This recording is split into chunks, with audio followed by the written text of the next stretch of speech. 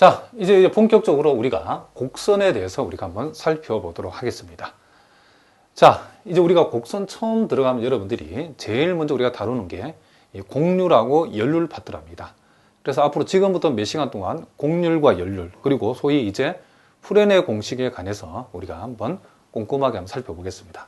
그러니까 지금부터 우리가 공부할 내용이 바로 이제 여러분들이 여태까지는 미분기하학을 공부하기 위한 기초라고 하면, 기본 개념이라고 하면, 이제 지금부터 하는 내용이 이제 본격적인 미분기하학의 본론이라고 보시면 된답니다. 자, 많이 어렵지만은 선생님이 아주 자세하게 꼼꼼하게 단계별로 차근차근 설명해 내려가 볼 테니까 여러분들이 강의만 잘 들어주시면 어떤 시험도 여러분 대비할 수 있도록 선생님이 강의해 볼 테니까 잘 내용을 같이 한번 살펴보도록 하겠습니다. 자, 여기에서 우리가 몇 가지 중요한 우리가 벡터장 내지는 곡선의 정의가 쭉 나오는데, 자, 요 정의들을 여러분 잘 봐두셔야 되겠죠. 자, 먼저 여기에 보니까 단위 속력 곡선이라고 되어 있답니다. 그러니까 단위 속력 곡선이라는 것은 한마디로 말하면 어떤 곡선 알파가 주어졌는데 요 놈을 미분하면 속도죠, 속도. 근데 요 미분한 시간 t에 대한 미분한 이 속도의 크기니까 여기 속력이죠. 그러니까 속력이 1이 되는 거. 그러니까 어떤 곡선이 주어졌는데 그 곡선을 미분해 가지고 속도의 크기, 즉 속력을 구해봤더니 그 속력의 크기가 항상 1이 되는 이런 곡선을 가리켜서 우리는 단위 속력 곡선이라고 불러준다, 이런 얘기를 합니다. 그러니까 이거 우리가 왜 이제 단위 속력 곡선을 우리가 두고 이론을 전개해 내려가냐라고 하면, 이제 여러분들이 앞으로 전개될 여러 가지 벡터장들을 우리가 살펴보면 요 단위 속력 곡선에 정의하는 것이 여러분들이 이론을 전개하기 쉽기 때문에 일부러 그렇게 한 거랍니다. 자, 일단 우리가 수학자들이 그렇게 한 거에 대해서 우리가 알 바는 아니고, 일단 우리는 단위 속력 곡선이 뭔지를 일단 정확하게 알아두자는 거죠. 자, 단위 속력 곡선이 뭐라고요?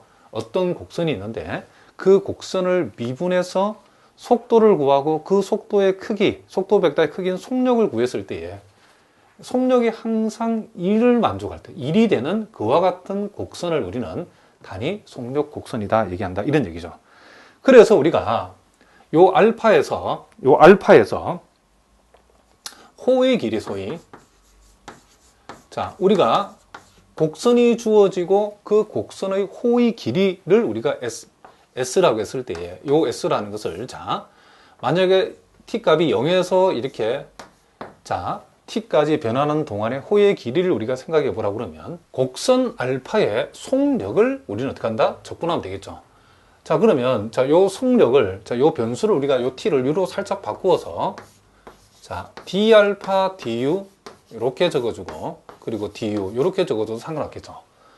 그러면 결국 요 속력을 적분하는 게 그쵸, 호의 길인데, 요 속력이 1이기 때문에, 요 놈이 1이기 때문에 1을 적분하면 U죠, 그쵸, U. 자, 0에서 T까지. 결국 요는 뭐가 된다? T가 되어진다는 것을 우리가 알 수 있죠.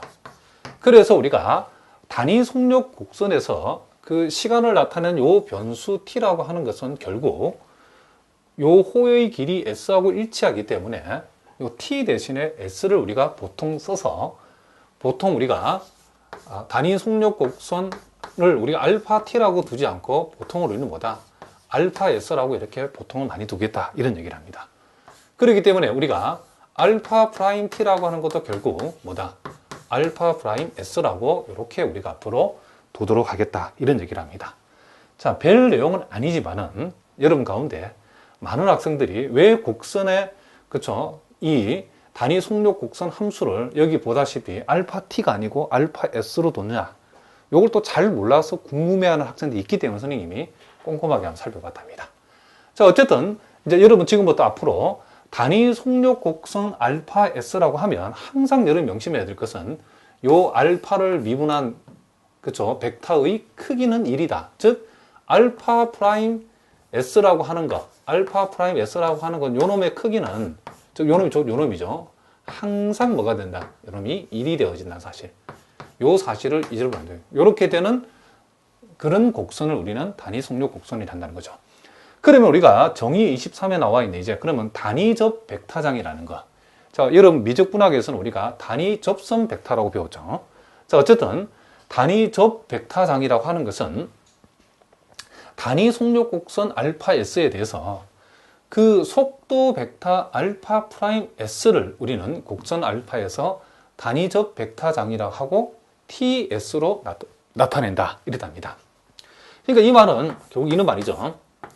이제 단위적 벡터장 TS라고 하는 것은 단위 속력 곡선을 한번 미분한 알파 프라임 S가 되어진다. 그러니까 알파 프라임 S를 TS로 정했다는 사실을 여러분들이 꼭 기억해 두시자, 이런 얘기를 합니다. 자, 무슨 말인지 알겠죠? 자, 그래서 여러분들이 명심할 것은 여기 또 하나 또 중요한 사실은, 자, 그러면 요 TS라고 하는 요 놈의 크기는 뭐가 되는가? 당연하죠, 그렇죠? TS라고 하는 것이 결국 단위 속력 곡선 알파 S를 한 판 미분한 알파 프라임 S를 가리키는 거기 때문에 요 놈의 크기라는 것은 결국 알파 프라임 S의 뭘 얘기한다? 크기를 얘기하기 때문에 요 단위적 벡터장의 크기는 항상 뭐다? 1이다. 자, 요것도 여러분 꼭 알아두셔야 된답니다. 단위적 벡터장. 요 단위가 붙었다는 건 요 1이기 때문에 이게 단위가 붙었다라고 여러분 생각하시면 된답니다. 자, 무슨 말이겠죠? 자, 이렇게 되어진다는 사실 하나. 그리고 또 하나 여러분들이 명심할 것은, 자, 요 TS를 선생님 간단하게 T라고 한번 적어보겠습니다. 요 T의 크기가, 단위적 벡터장인 요 T의 크기가 요 1이라는 사실, 그쵸? 요 1이라는 사실, 특별히 1이라고 하는 것은 요게 상수죠, 상수. 자, 어떤 벡터의 크기가 상수가 이렇게 되어지면, 자, 요 벡터장의 크기가 상수가 되어지면, 우리는 뭘 알 수 있냐면, 요 T하고 요 T를 한번 미분한 요 놈의 그 내적이 뭐가 된다? 제로가 된다는 성질이 있답니다. 무슨 말이겠죠? 그러면 두 벡터 T와 T'의 내적이 제로. 자, T의 크기가 1이 되면 T와 T'의 내적이 0이 되고, T와 T'의 내적이 0이라는 것은 T와 T'는 서로 뭐다? 수직 관계에 있다. 벡터의 내적이 제로면 두 벡터는 뭐가 된다? 수직 관계에 있다라고 했죠. 자, 왜 그런가 하면 그 이유는 우리가 간단하게 증명할 수 있는데, 자, 벡터의 크기가 1이면 크기의 제곱도 1이 되겠죠. 그러면 어떤 벡터의 크기의 제곱이라고 하는 것은, 자, 요 좌변은 같은 벡터끼리 뭘 얘기한다? 그렇죠. 내적을 얘기한다는 사실을 알 수 있죠. 자, 그럼 요 놈은 이렇게 되어지죠. 그러면 우리가, 자, 요 양변을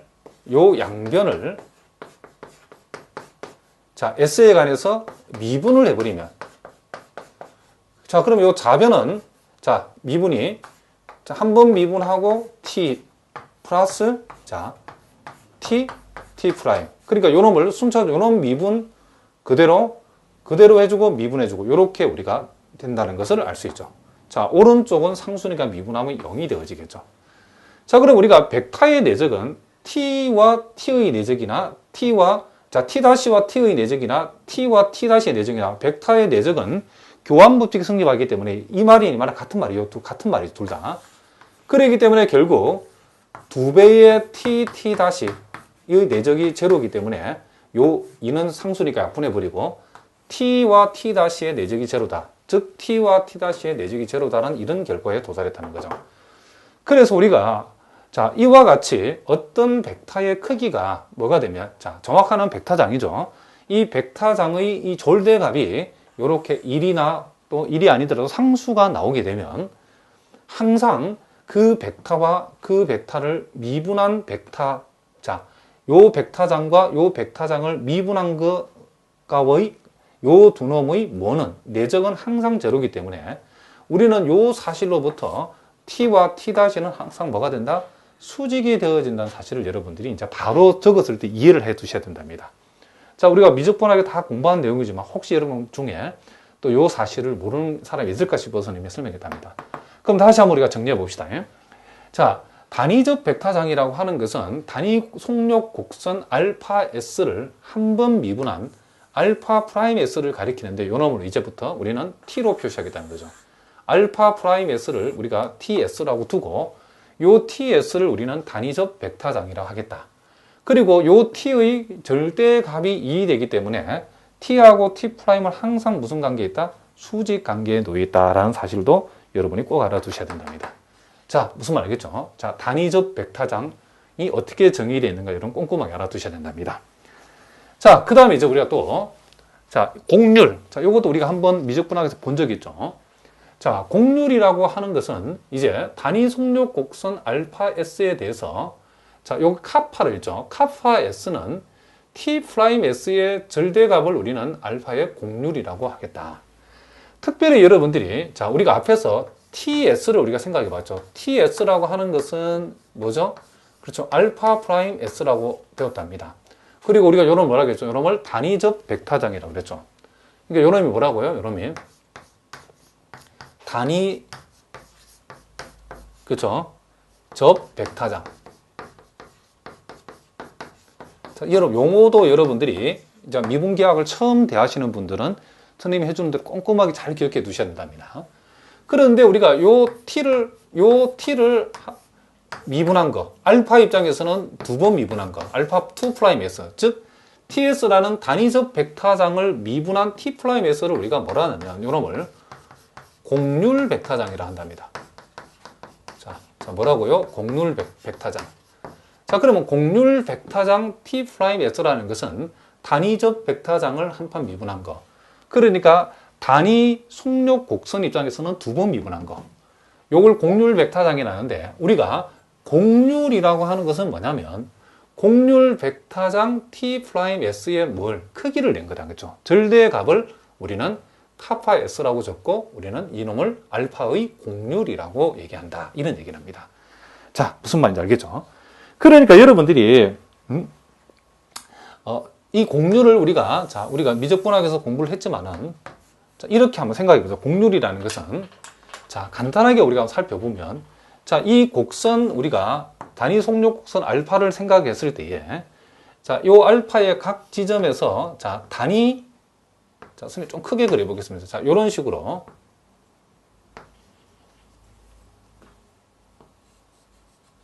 자, 요런 식으로 크기가 1인 요렇게 접벡타를 우리가 여러분들 한번 생각해 봤을 때에 크기가 요렇게 1로서 일정한 접벡타를 우리가 생각을 했을 때에 자, 크기가 1로서 일정한 요와 같은 자, 뭘 생각했을 때에 자, 접벡타를 생각했을 때에 요걸 우리가 크기가 1로서 일정한 이와 같은 접벡타를 우리가 생각을 해보면 자, 무슨 말이겠죠? 자, 접벡타. 자, 요 접벡타가 여러분 쉽게 말하면 여기서 말하면 T라고 생각죠. 이게 다 T들이죠, T. T들이 이렇게 되는데 곡률이라고 하는 것은 뭐냐면 말 그대로 요 접벡타 T의 그죠? 자, 이 곡선이 여기서 완만한 부분으로 그죠? 곡선이 점점점 완만해질 때는 자, 이 접벡타의 변화율이 작아지죠, 그죠? 자, 이 접벡타의 변화율이라는 것은 여러분 쉽게 생각하면 이 곡선이 이렇게 그죠? 곡선이 이런 형태로 돌아갔을 때에 이 곡선과 이 접선 사이에 그죠? 그죠? 간격의 변화량이라고 여러분 생각하시면 된답니다. 그래서 이렇게 완만한 구간에서는 이 곡선과 이 접선의 간격이 그쵸 이렇게 거의 변동이 없다가 자 점점점 더 완만해질수록 작아지다가 곡선의 그저 커브가 이렇게 급격하게 변하고 있을 때는 이 곡선하고 이 접선하고의 이 간격이 그쵸 크게 더 벌어진다는 사실을 우리가 알 수 있죠. 그랬을 때에 곡률이라는 말 그대로 그쵸 이 곡선이 이렇게 완만하게 돌아가다가 급격한 커브를 이루게 되면 자, 여기에서는 곡률이 점점 작아지다가 다시 급격한 커브가 나타나면 곡률이 어떻게 된다? 커진다는 거죠. 그러니까 곡률이라는 것은 요 단위접 그쵸? 자, 단위접 벡타 요 단위접 벡타의 뭐다? 변화율을 나타내는 것이다. 자, 우리가 알기 쉽게 얘기하면 곡선이 커브가 이렇게 완만해지다가 급격하게 커질 때에 곡률이 점점 작아지다가 곡률이 급격하게 커진다라고 얘기를 하면 된답니다. 그래서 이제 물리학자들이 이 곡률을 어떻게 정해야 되냐라고 하면 곡률이라는 것은 요 곡률 벡타장 TS의 무엇으로 정의했다? 크기로 정의했다는 사실을 우리가 알 수 있다. 이런 얘기를 합니다. 자, 무슨 말이겠죠? 그러니까 우리가 또 상식적으로 생각해 봤을 때에 요 TS의 크기가 지금 뭐다? 지금 1이죠. 그쵸? 그럼 우리는 요 사실로부터 T하고 T-하고에는 무슨 관계에 있다? 수직 관계에 있다는 것을 알 수 있죠. 그러면 여기서 말하는 곡률 벡타장 T